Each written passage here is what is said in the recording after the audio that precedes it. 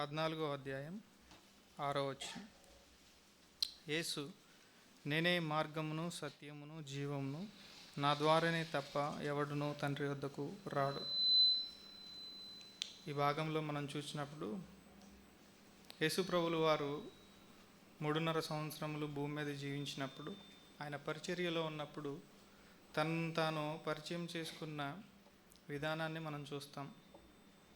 ఆయన అనేక పర్యాయాలు తనను తాను పలు విధాలుగా పరిచయం చేసుకున్నారు.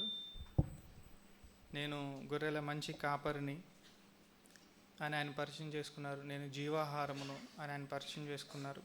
ఇట్లా ఆయన పరిచయం చేసుకున్న కోణాలను మనం చాలా చూస్తాం. కానీ ఈరోజు మార్గమై ఉన్న ప్రభువుని ఆయన ఎలా మార్గమై ఉన్నారు అన్నదాన్ని ఆలోచిద్దాం. మార్గమై ఉన్న ప్రభువును చూచే ముందు దేవాతి దేవుడు తాను ఏమై ఉన్నాడని, మానవులను ఆయన ఎలా రక్షించబోతున్నాడు అన్న సంగతులను మనకు ఆది నుంచే ఆయన బయలుపరుస్తూ వచ్చాడు. అయితే మార్గముగా ఉన్న ప్రభువుకి ముందు ఒక విషయాన్ని మీ ముందుకు తేవాలనుకుంటున్నాను. చూద్దాం రండి. ఆదికాండం 6వ అధ్యాయం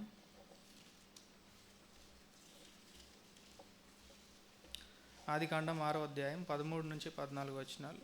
దేవుడు నోవహుతో, సమస్త శరీర మూలములుగా భూమి బలాత్కారంతో నిండి ఉన్నది గనుక నా సన్నిధిని వారి అంతము వచ్చినది. ఇదిగో వారిని భూమితో కూడా నాశనం చేయుదును. చితి సారకపు మ్రానుతో నీ కొరకు ఓడును చేసుకొనుము. అరలు పెట్టి ఆ ఓడను చేసి లోపటను వెలుపటను దానికి కీలు పూయవలెను. ఇక్కడ ఈ భాగంలో మనం చూసినప్పుడు భూమి అంతా చెడిపోయింది. కానీ దేవుడు నోవహు ఎడల తన కృపను చూపి నోవహును రక్షించాలని, నోవహు యొక్క కుటుంబమును అలాగే నోవహుతో పాటు సమస్త భూజంతువులను ఆయన రక్షించాలనే ప్రణాళిక కలిగి ఒక ఓడను సిద్ధం చేయమని చెప్పారు. ఈ ఓడను చూసినప్పుడు ఈ ఓడలో నా ప్రభువు కనిపించారు. ఎలాగంటే, ఒక ఓడ చేయాలి అని అంటే ఒక మ్రాను కావాలి. ఒక మానుకు రావాలంటే అది మహావృక్షం నుంచి కొట్టబడాలి. ఒక మహావృక్షం ఎదగాలి అంటే అది మొదట మొక్క అవ్వాలి, తర్వాత అది చెట్టు అవ్వాలి, తర్వాత అది మహావృక్షం అవ్వాలి.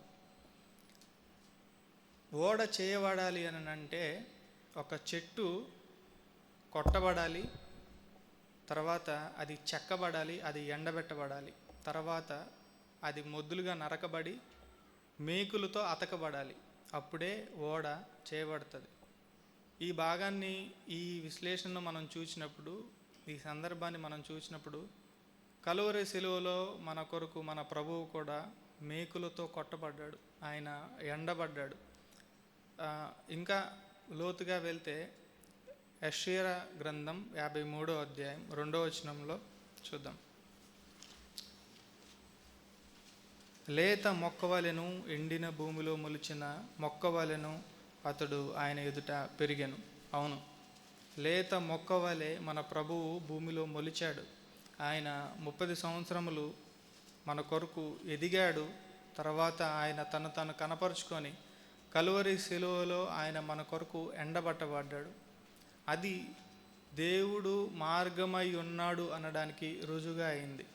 నోవహు దినములలో ఓడను మనం చూసినప్పుడు ఒక చెట్టు ఎలాగ నిర్జీవమయ్యి తనలో ఉన్న జీవనంతా పోగొట్టుకొని దేవుని ఉగ్రత వలన వచ్చిన ఆ జలప్రలయంలో ఎలాగూ ఎత్తబడి తనతో పాటు నోవహు కుటుంబాన్ని ఎలాగూ ఎత్తిందో, అలాగుననే పరలోకంలో ఉన్న మన ప్రభువు ఆయన నిర్జీవుడై కలువరి శిలువలో ఆయన మృతి చెందుట చేత ఆయన మనల్ని రక్షించాడు.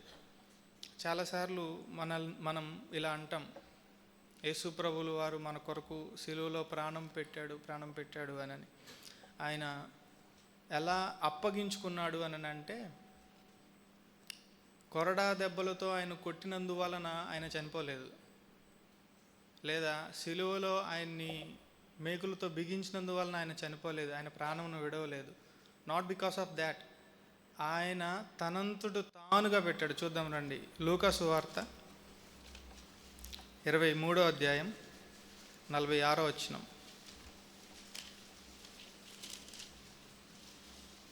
అప్పుడు యేసు గొప్ప శబ్దంతో కేకవేసి, తండ్రి, నీ చేతికి నా ఆత్మను అప్పగించుకొనుచున్నాను నేను.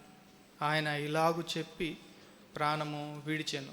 ఎస్, దేవుడు ప్రాణము మీద అధికారం కలిగిన వాడు. ఆయన ఎంతటి ఉన్నతమైన వాడు అని అంటే, నోబడీ క్యాన్ మేక్ హిమ్ అలా ఆయన్ని నిర్జీవునిగా చేసే శక్తి ఎవరికీ లేదు.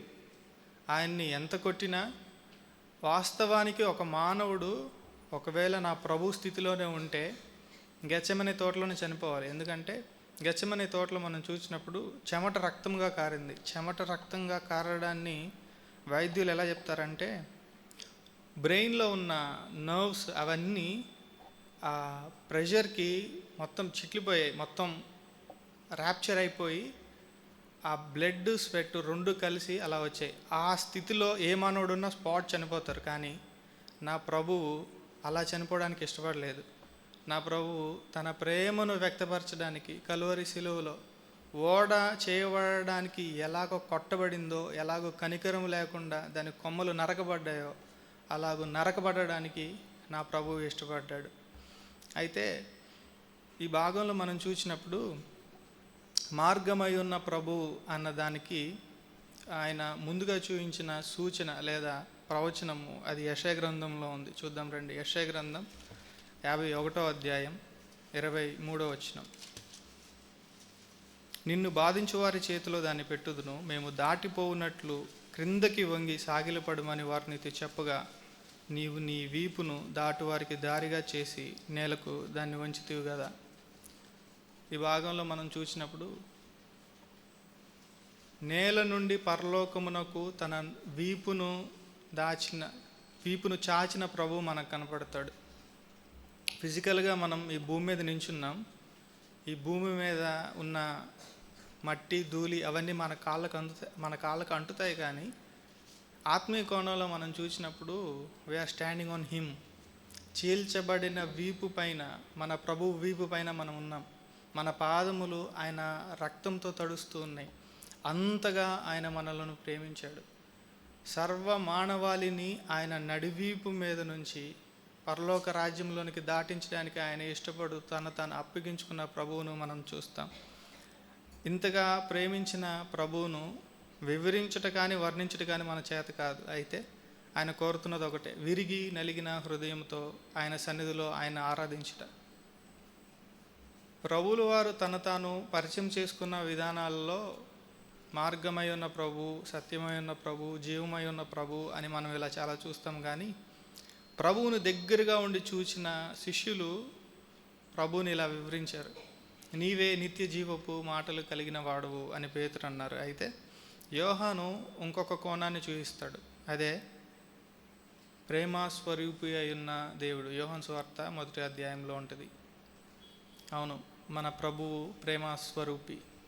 ప్రేమను గురించి ఆలోచిస్తూ ఉన్నప్పుడు, ధ్యానిస్తూ ఉన్నప్పుడు ప్రభువు నాకు బయలుపరిచిన విషయం ఏంటంటే, చూద్దాం రండి. అది కూడా రోమీయులకు రాసిన పత్రిక 8వ అధ్యాయం 38-39 వచనాలు.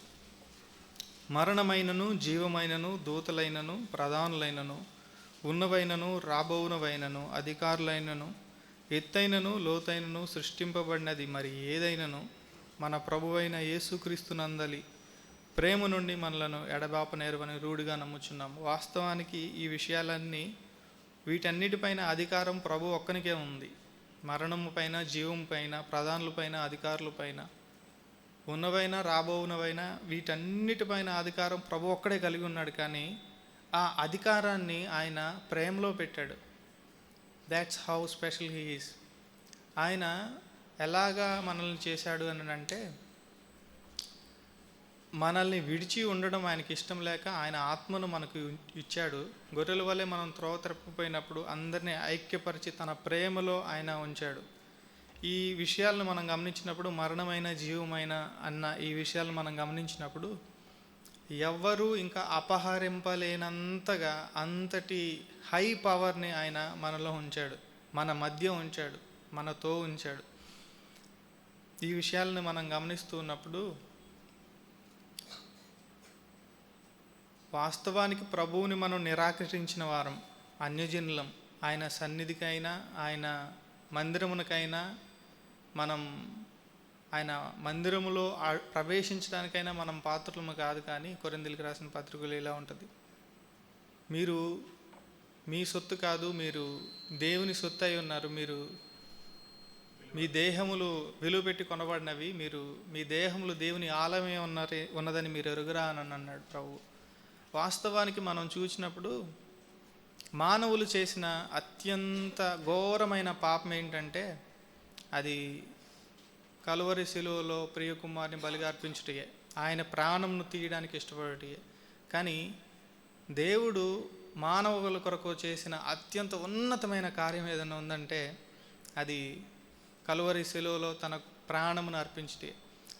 ఎంతో చెడిపోయిన మానవుని క్రియలను దేవుడు ఎంతో ఉన్నతమైన ప్రేమను చూపించేవిగా ఆయన మార్చాడు. That's how great he is.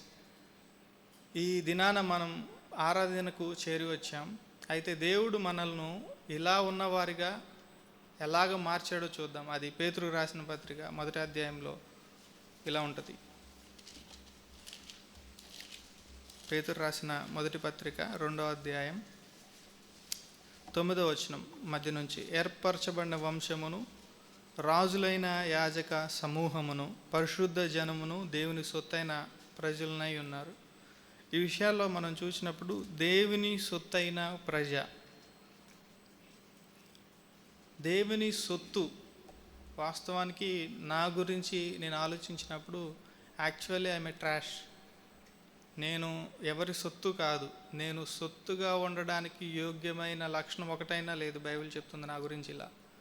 కానీ దేవుడు నన్ను ఎలా మార్చాడు అని అంటే, పాపపు ఊబిలో ఉన్న నన్ను ఆయన పైకి లేవనెత్తి ఆయన వస్త్రమును నాకు అనుగ్రహించి తన వస్త్రమును ఆయన కోల్పోయి ఆయన సౌందర్యమును ఆయన స్వరూపమును నాకు అనుగ్రహించి కలువరి శిలువలో ఆయన నా నిమిత్తమై మరణమయ్యాడు. వాస్తవానికి మనం చూసినప్పుడు నరకాగ్నిగుండానికి వెళ్ళవలసిన వారం మన పాపపు స్థితిని బట్టి. నరకాగ్నిగుండంలో మన కాళ్ళ కింద అగ్ని ఉండాలి. అగ్ని మన కాళ్ళ కింద ఉన్నప్పుడు నిలబడలేం.